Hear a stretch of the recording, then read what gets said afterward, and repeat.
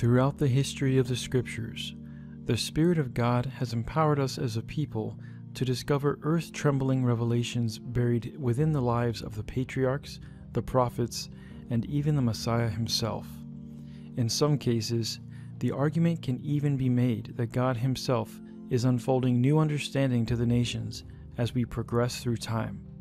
However, most often we find in our search for truth that what we're actually uncovering is not new revelation at all, but instead, ancient and hidden truths that were once made plain to the past children of God. Ecclesiastes 1:9 seems to provide us some insight into this mystery when it says, "What has been is what will be, and what has been done is what will be done, and there is nothing new under the sun." And in the case of the life of Abraham, it seems that once again the Spirit is revealing ancient understanding to the children of Yahweh in these last days. Thanks to the age of information, ancient books once hidden by men of the ages past are now being brought back into the light to provide context that was otherwise lost. The dark cloud of the internet may have a silver lining to it after all.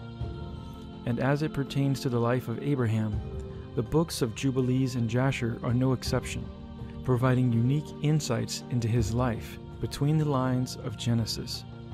These were texts once considered authoritative scripture by most, and are still considered Spirit-inspired by a few denominations worldwide. Thanks to the rapid development of new compilations of scripture, this number of apocryphal believers is growing quickly among the children of Yah. If you have a hunger for truth and a love for the fathers of the faith that came before us, join us as we discover the mysteries between the lines of Genesis chapters 11 and 12. You might just say that therein lies a story of epic proportions, a story of a zealous man after the heart of the Most High God, even before he ever came to be called Abraham. Our journey through Abraham's young life starts at approximately 2200 BC, where we find ourselves in the book of Jasher chapter 7, in the era of Nimrod, the mighty hunter spoken of in Genesis, Micah, and 1 Chronicles, who, according to the book of Jasher, was responsible for the construction of the Tower of Babel and the domination of many nations under his rule. Regardless of the many oral and written legends concerning the power and dominion of King Nimrod over the known world during his time, if we look closely, we also find a fascinating history of one of the princes of Nimrod's host, a man named Tarak. According to chapter 7, verse 49, Tarak was in those days very great in the sight of the king and his subjects, and the king and princes loved him, and they elevated him very high. Much more of Tarak is to be spoken of during this fascinating account, but one very particular detail must be mentioned concerning this man who found favor in the sight of Nimrod. He just so happened to be the father of Abraham, whose birth name would be called Avram. Tarak was 70 years old when he begat him, and Tarak called the name of his son that was born to him Avram, because the king had raised him in those days, and dignified him above all his princes that were with him. All was well with Tarak and his family, who seemed to be enjoying the blessing of the king's favor in the birth of his newborn son, until something peculiar happened that would change the course of Avram's young life, namely, a sign in the sky that may only be paralleled by the Star of Bethlehem itself. Chapter 8 of Jasher recounts the miraculous details. And it was the night that Avram was born, that all the servants of Tarak, and all the wise men of Nimrod, and his conjurers came and ate and drank in the house of Tarak, and they rejoiced with him on that night. And when all the wise men and conjurers went out from the house of Tarak, they lifted up their eyes toward the heaven that night to look at the stars. And they saw, and behold, one very large star came from the east and ran in the heavens, and he swallowed up the 4 stars from the 4 sides of the heavens. And all the wise men of the king and his conjurers were astonished at the sight. And the sages understood this matter, and they knew its import. And they said to each other, "This only betokens the child that has been born to Tarak this night, who will grow up to be fruitful, and multiply, and possess all the earth, he and his children forever, and he and his seed will slay great kings and inherit their lands. It should be noted that throughout the account of Abram's life, themes of his future are often displayed through the events that unfold. Recall that later Abraham would be promised by God that his offspring would outnumber the stars in the heavens. This is just the first of many prominent signs and shadows of what would later become the destiny of Abraham. These wise men, however, along with King Nimrod, were not so keen on the ideas of Abraham's future greatness, as we see as we continue in chapter 8. And the wise men and the conjurers went home that night, and in the morning all these wise men and conjurers rose up early, and assembled in an appointed house, and spoke and said to each other, Behold, the sight that we saw last night is hidden from the king. It has not been made known to him. And should this thing get known to the king in the latter days, he will say to us, Why have you concealed this matter from me? And then we shall all suffer death. Therefore, let us go and tell the king the sight which we saw, and the interpretation thereof, and we shall then remain clear. And tell the king they did.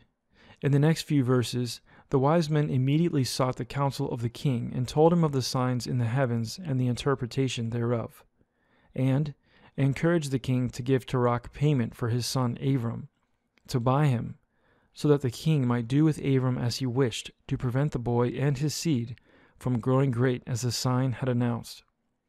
Swiftly, Terach, the king's highest and most powerful of princes, was called before the king. But this time, carrying out the king's request would be much more difficult than anything the king had ever ordered.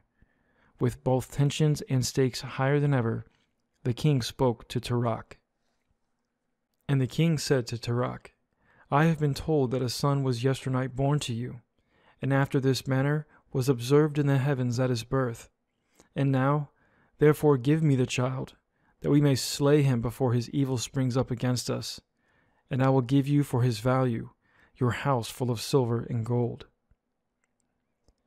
In the next few verses, Terach humbly argues for the sake of his son Abram, even sharing a parable with the king to provide insight into his difficulty in giving up one of his heirs for silver and gold.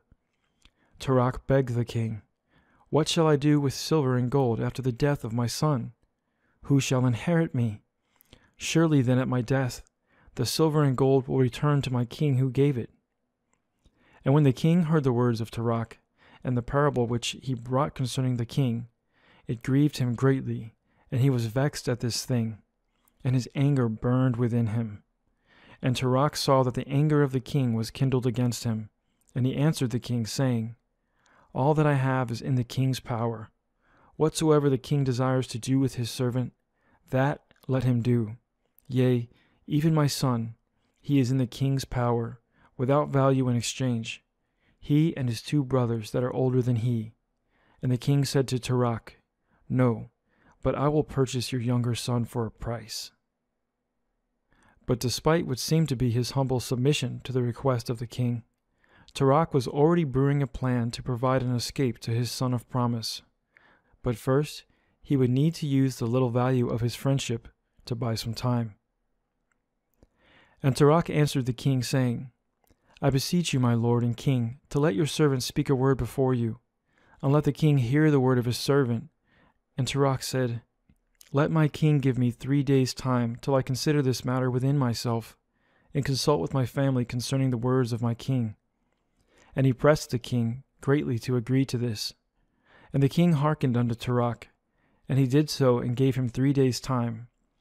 And Terach went out from the king's presence, and he came home to his family and spoke to them all the words of the king, and the people were greatly afraid. Trying to find a way to satisfy the king and save his son, the 3 days promised to Terach must have passed in what seemed like hours. Desperate for a solution, the 3rd day arrived, and the king was waiting with fiery anticipation. And it was the 3rd day that the king sent to Terach, saying, Send me your son for a price as I spoke to you. And should you not do this, I will send and slay all you have in your house, so that you shall not even have a dog remaining. And Terach hastened, as the thing was urgent from the king. And he took a child from one of his servants, which his handmaid had borne to him that day. And Tarak brought the child to the king and received value for him. And Yahweh was with Tarak in this matter, that Nimrod might not cause Abram's death. And the king took the child from Tarak, and with all his might dashed his head to the ground, for he thought it had been Abram. And this was concealed from him from that day, and it was forgotten by the king, as it was the will of providence not to suffer Abram's death. And Tarak took Abram his son secretly, together with his mother and nurse, and he concealed them in a cave, and he brought them their provisions monthly. And Yahweh was with Abram in the cave, and he grew up. And Abram was in the cave 10 years. And the king and his princes, soothsayers and sages, thought that the king had killed Abram. Despite the attempts of the kings, the princes, the sages, soothsayers, and conjurers, the Most High God proved himself faithful once again, to protect those whose destiny was laid out by his very own hand, just as Noah and his family were protected from the floodwaters safely inside the ark, and Moses was carried safely to his appointed place as a baby floating down the river Nile in a simple basket. It is no surprise that God might once again demonstrate his powerful protection through unlikely means. His servant Abram, later called the father of all the sons of God, was safely stored in a cave, likely having no idea just what the Creator of the heavens truly had in store for his future. One of the surprising details of young Abram's future that the book of Jasher reveals to us in chapter 9 is that Abram's future wife, Sarai, would be born to Abram's older brother, Haran, thus making Sarai his niece, born the same year that Abram eventually escaped the cave. What's more, Sarai was the sister of the infamous nephew of Abram, Lot, who would later be rescued from the city of Sodom and Gomorrah. And Haran, the son of Tarak, Abram's oldest brother, took a woman in those days. Haran was 39 years old when he took her, and the woman of Haran conceived and bore a son, and he called his name Lot. And she conceived again, and bore a daughter, and she called her name Sarai. Haran was 42 years old when he begat Sarai, which was in the 10th year of the life of Abram. Jasher tells us that after 10 years, the king and his subjects had forgotten the affair of Abram, again believing him to be dead. But Abram's family knew that there would be too much risk in bringing him back to the house of his father, even after a decade. Thus, perhaps one of the most important decisions of Abram's young life was made, when he was sent to live with his great-great-great-great-great-great-grandfather, more commonly known as Noah. Jasher chapter 9 verse 5 through 6 states that, when Abram came out of the cave, he went to Noah and his son Shem, and he remained with them to learn the instruction of Yahweh in his ways. And no man knew where Abram was. And Abram served Noah and his son Shem for a long time. And Abram was in Noah's house 39 years. And Abram knew Yahweh from 3 years old. And he went in the ways of Yahweh until the day of his death, as Noah and his son Shem had taught him. Recall that in the book of Genesis chapter 9 verse 29, it is noted that Noah lived to be 950 years old. This unusually long lifespan allowed plenty of time for him to be witness to 8 generations. In fact, Noah wouldn't pass away until Abram was nearly 58 years of age. Shem, the son of Noah and 7 generations previous to Abraham, would actually outlive Abraham, and would even be around for the birth of Abraham's sons and grandson, Isaac and Jacob. After leaving the cave to live with Noah, we now turn our attention to the book of Jubilees to gain perspective into the life of Abram in his young teenage years. There is no doubt that the book of Jubilees and Jasher vary slightly concerning the account of his youth. However, a common thread is seen throughout both testaments of these hidden writings, namely, that from his youth, Abram was set apart both physically and spiritually for service to the one true God, El Elyon, the Most High, Yahweh. In Jubilees chapter 11, we see that at the young age of only 14 years old, Abram saw the wickedness that was being done on the earth, even by his own father, and decided to no longer spend time with him on account of all the idolatry in the house of Tarak. And the child began to understand the errors of the earth, that all went astray after graven images and after uncleanness. And his father taught him writing, and he was 2 weeks of years old. And he separated himself from his father, that he might not worship idols with him. And he began to pray to the Creator of all things, that he might save him from the errors of the children of men, and that his portion should not fall into error and uncleanness and vileness. It must also be noted that even as a teen, Abram would be considered great in all the land on account of his faith and wisdom. As in the previous harvest years, Prince Mastema, also called Satan, had sent a cloud of ravens to devour all the seed that was sown upon the ground for planting before it could take root. And the years in the land began to become barren because of the birds, which also devoured all the fruit of the trees. No man could find a solution, until Abram, the boy after the heart of God, sprang into action with righteous faith. And the seed time came for the sowing of seed upon the land. And they all went forth together to protect their seed against the ravens. And Abram went forth with those that went. And the child was a lad of 14 years. And a cloud of ravens came to devour the seed. And Abram ran to meet them before they settled on the ground, and cried to them before they settled to devour the seed, and said, Descend not, return to the place whence ye came. And they proceeded to turn back. And he caused the cloud of ravens to turn back that day 70 times. And of all the ravens throughout the land where Abram settled, was there not so much as one. And all who were with him throughout all the land saw him cry out. And all the ravens turned back. And his name became great in all the land of the Kasdim. And there came to him this year all those that wished to sow. And he went with them until the time of sowing ceased. And they sowed their land. And that year they brought enough grain home, and ate, and were satisfied.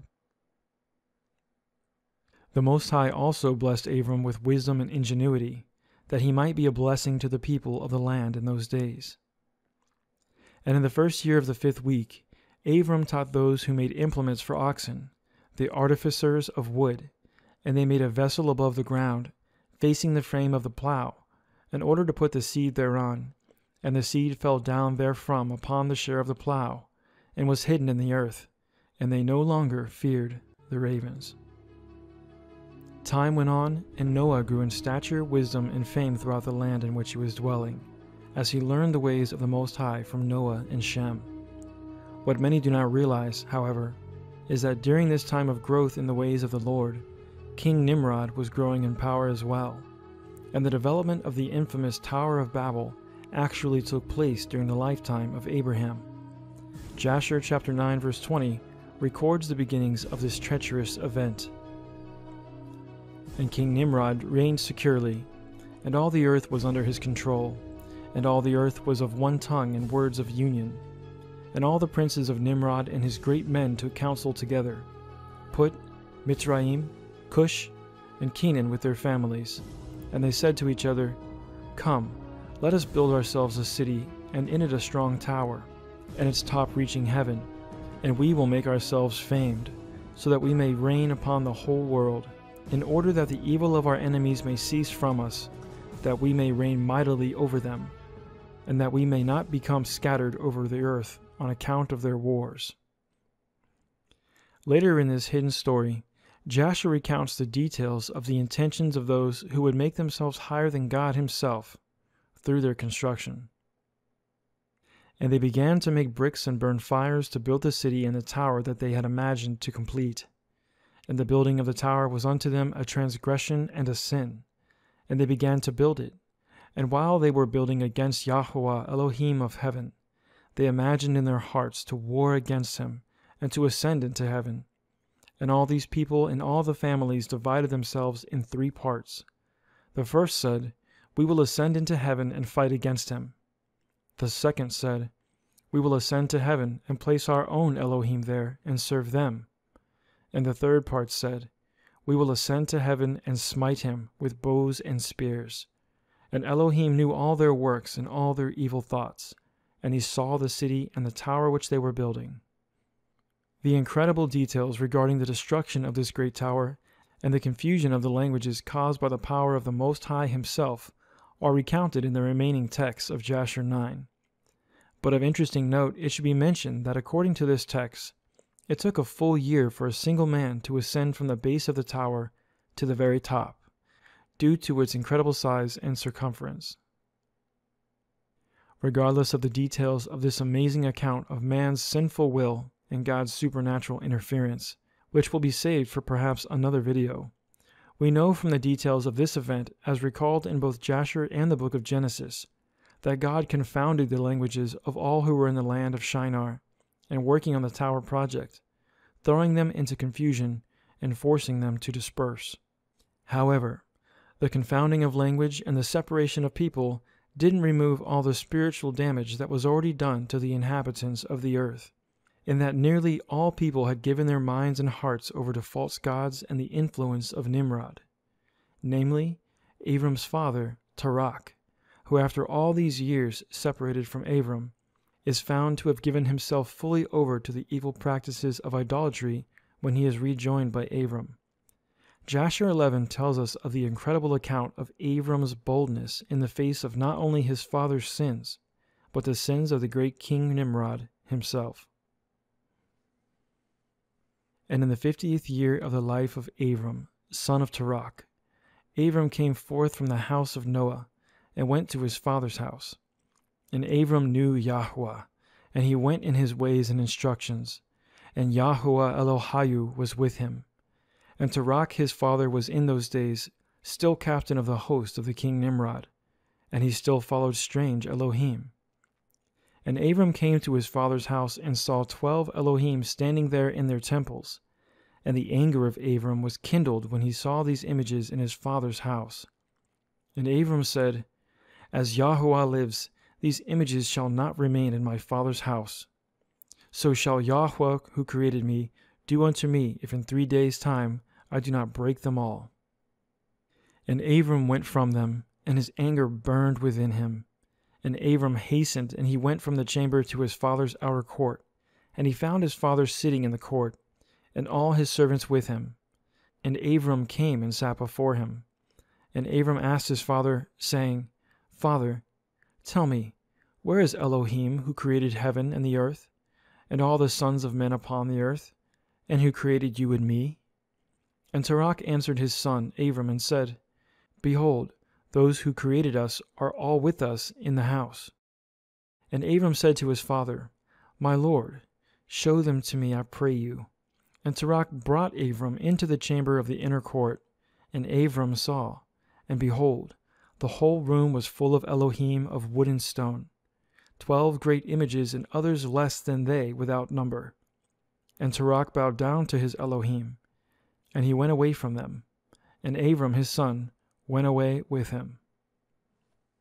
The idolatry in the house of Abram's own father stirred great anger within him, and seeing the foolishness of the practices of this house and the number of those within the city, Abram was determined to make a powerful point to his father, and prove once and for all what they already knew in their hearts, that these strange Elohim were utterly powerless and only provoked the jealousy of the one and true Most High God.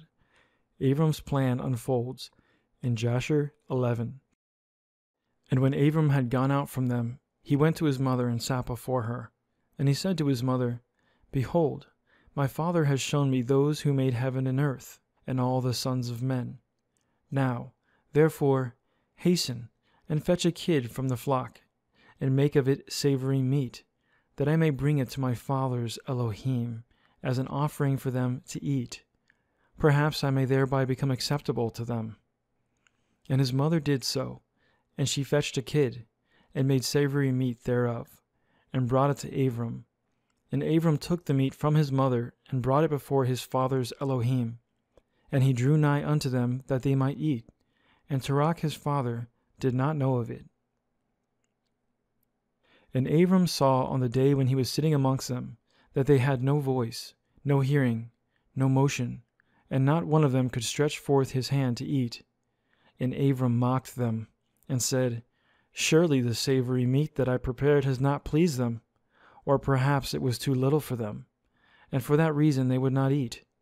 Therefore tomorrow I will prepare fresh meat, better and more plentiful than this, in order that I may see the result. The next day Abram took the savory meat from his mother, and brought it before his father's Elohim into the chamber. And he came nigh unto them that they might eat, and he placed it before them. And Abram sat before them all day, thinking perhaps they might eat. And Abram viewed them, and behold, they had neither voice nor hearing, nor did one of them stretch forth his hand to eat the meat. And in the evening of that day in that house, Abram was clothed with the Ruach Elohim, the Spirit of God. And he called out and said, Woe unto my father and this wicked generation, whose hearts are all inclined to vanity, who serve these idols of wood and stone, which can neither eat, smell, hear, nor speak, who have mouths without speech, eyes without sight, ears without hearing, hands without feeling, and legs which cannot move. Like them are those that made them, and trust in them. And when Abram saw all these things, his anger was kindled against his father. And he hastened and took a hatchet in his hand, and came unto the chamber of the Elohim. And he broke all his father's Elohim. And when he had done breaking the images, he placed the hatchet in the hand of the great Elohim, which was there before them. And he went out. And Terach his father came home, for he had heard at the door the sound of the striking of the hatchet. So Terach came into the house to know what this was about. And Terach entered the room and found all the idols fallen down and broken, and the hatchet in the hand of the largest, which was not broken, and the savory meat which Abram his son had made was still before them. And when Terach saw this, his anger was greatly kindled, and he hastened and went from the room to Abram. And he found Abram his son still sitting in the house. And he said to him, What is this work you have done to my Elohim? And Abram answered Terach his father, saying, Not so, my lord, for I brought savory meat before them. And when I came nigh to them with the meat that they might eat, they all at once stretched forth their hands to eat before the great one had put forth his hand to eat. And the large one saw their works that they did before him, and his anger was violently kindled against them. And he went and took the hatchet that was in the house, and came to them, and broke them all. And behold, the hatchet is yet in his hand, as you see. And Terach's anger was kindled against his son Abram when he spoke this. And Terach said to Abram in his anger, What is this tale that you have told? You speak lies to me. Is there in these Elohim spirit, soul, or power to do all that you have told me? Are they not wood and stone? And have I not myself made them? And can you speak such lies, saying that the large one that was with them smote them? It is you that did place the hatchet in his hands, and then say he smote them all. And Abram answered his father and said unto him, And how can you then serve these idols in whom there is no power to do anything? Can those idols in which you trust deliver you? Can they hear your prayers when you call upon them? Can they deliver you from the hands of your enemies? Or will they fight your battles for you against your enemies, that you should serve wood and stone, which can neither speak nor hear? And now, it is not good for you, nor for the sons of men that are connected with you, to do these things.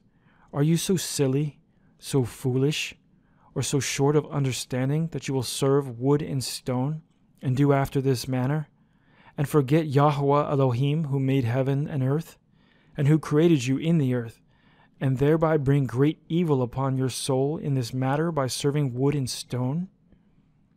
Abram, trained by Noah and his son Shem, knew all too well the outcome of serving false gods and allowing sin to spread across the nations, even receiving a personal account of the flood of Noah from the man and his sons personally. Abram continued, Did not our fathers in the days of old sin in this matter? And Yahweh Elohim of the universe brought the waters of the flood upon them and destroyed the whole earth? And how can you continue to do this and serve Elohim of wood and stone, who cannot hear or speak or deliver you from oppression, thereby bringing down the anger of Elohim of the universe upon you? Now therefore, my father, refrain from this, and bring not evil upon your soul and the souls of your household. And Abram hastened and sprang from before his father, and took the hatchet from his father's largest idol, with which Abram broke it, and ran away. The account of Jasher continues along this remarkable story, even telling of how Tarak caused Abram to be brought before the king Nimrod himself to account for his deeds towards the false gods in the house of his father. Tarak, Abram's father, was even forced to admit that he had tricked the king when Abram was a baby in order to spare his life, a risk that Tarak was willing to take, just to take vengeance upon Abram for the destruction of the idols in his home. But what we find is that even in the face of the most powerful king in the world, Abram's faith was moved through the Spirit of God to speak truth, even at the risk of torture and death. Upon being questioned by the king, Jasher recounts the response of Abram among the king and all those in his presence. O you foolish, simple, and ignorant king, woe unto you forever! I thought you would teach your servants the upright way, but you have not done this. But you have filled the whole earth with your sins and the sins of your people who have followed your ways. Do you not know, or have you not heard, that this evil which you do, our ancestors sinned therein in days of old, and the eternal Elohim brought the waters of the flood upon them, and destroyed them all, and also destroyed the whole earth on their account? Now therefore, put away this evil deed which you do, and serve the Elohim of the universe, as your soul is in his hands, and then it will be well with you. And if your wicked heart will not hearken to my words to cause you to forsake your evil ways, and to serve the eternal Elohim, then will you die in shame in the latter days, you, your people, and all who are connected with you, hearing your words or walking in your evil ways. And when Abram had ceased speaking before the king and princes, Abram lifted up his eyes to the heavens, and he said, Yahweh sees all the wicked, and he will judge them. The following chapters of the book of Jasher recounts the miraculous details of how King Nimrod, filled with anger over the words of Abram, threw Abram into a burning furnace so incredibly hot that 12 men died while simply trying to accomplish the task of delivering Abram into the furnace, which had been prepared with exceeding heat over the course of 3 days. Haran, Abram's brother, was also cast into the furnace, because Tarak blamed Haran, his oldest son, for the deceit of not delivering Abram to King Nimrod as a baby. Haran was destroyed, and even his bones were turned to ashes in the midst of the fire, but Yahuwah was with Abram in the midst of his tribulation. And Abram walked in the midst of the fire 3 days and 3 nights. And all the servants of the king saw him walking in the fire. And they came and told the king, saying, Behold, we have seen Abram walking about in the midst of the fire, and even the lower garments which are upon him are not burned, but the cord with which he was bound is burned. And the king rose to go and see it. And he saw Abram walking to and fro in the midst of the fire, and he saw Haran's body burned. And the king wondered greatly. And the king ordered Abram to be taken out from the fire. And his servants approached to take him out, and they could not, for the fire was round about, and the flame ascending toward them from the furnace. And the king's servants fled from it. And the king rebuked them, saying, Make haste and bring Abram out of the fire, that you shall not die. And the servants of the king approached to bring Abram out. And the flames came upon them and burned their faces, so that 8 of them died.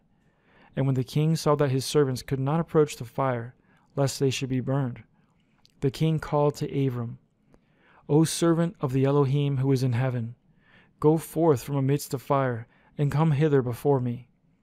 And Abram hearkened to the voice of the king, and he went forth from the fire, and came and stood before the king. And Abram said to the king, The Elohim of heaven and earth, in whom I trust, and whom has all in his power, he delivered me from the fire into which you did cast me. And Haran, the brother of Abram, was burned to ashes, and they sought for his body, and they found it consumed. And the king, princes, and inhabitants of the land Seeing that Abram was delivered from the fire, they came and bowed down to Abram.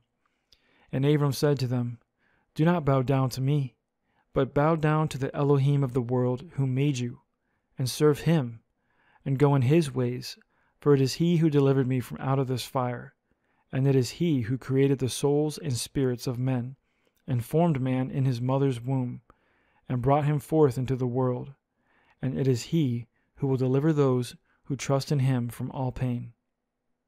And this thing seemed very wonderful in the eyes of the king and princes, that Abram was saved from the fire, and that Haran was burned. And the king gave Abram many presents, and he gave him his 2 head servants from the king's house. The name of one was Oni, and the name of the other was Eliezer. And all the kings, princes, and servants gave Abram many gifts of silver and gold and pearl. And the king and his princes sent him away, and he went in peace. And Abram went forth from the king in peace, and many of the king's servants followed him, and about 300 men joined him. And Abram returned on that day, and went to his father's house, he and the men that followed him. And Abram served Yahweh Elohayu all the days of his life, and he walked in his ways and followed his Torah. And from that day forward, Abram inclined the heart of the sons of men to serve Yahweh. Just as the Most High would later provide protection to his servants Shadrach, Meshach, and Abednego during their fiery trial later in the book of Daniel chapter 6, we see that the details of the life of Abram before he was Abraham hold many fascinating details that seem to foreshadow future events to come for the children of God. Many more remarkable details are held within the account of Abram's life in the books of Jubilees and Jasher. Abram's life was destined for greatness since even the day he was born. Perhaps it is no coincidence that his great destiny was portrayed at his very birth with a sign in the stars, as we find that the important symbolism of stars is paramount to the entire life and future promises of this servant of God, even in the modern canonized book of Genesis. And perhaps, seeing now how Abraham's faith was molded from a young age, it becomes less surprising that it was another magnificent night under the stars that would forever change the course of history for all of God's children. This would be considered, perhaps, some of the final details which prepare the way for the statements to be made by the Most High God, early in chapter 12 of Genesis. Chapter 12 of Jubilees recounts these telling details, which have been systematically removed from modern understanding. And in the 6th week, in the 5th year thereof, when Abram was 75 years of age, Abram sat up through the night on the new moon of the 7th month to observe the stars from the evening to the morning, in order to see what would be the character of the year with regard to the rains. And he was alone as he sat and observed.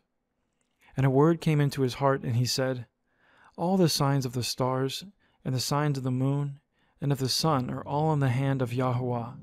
Why do I search them out? If he desires, he causes it to rain, morning and evening, and if he desires, he withholds it. And all things are in his hand."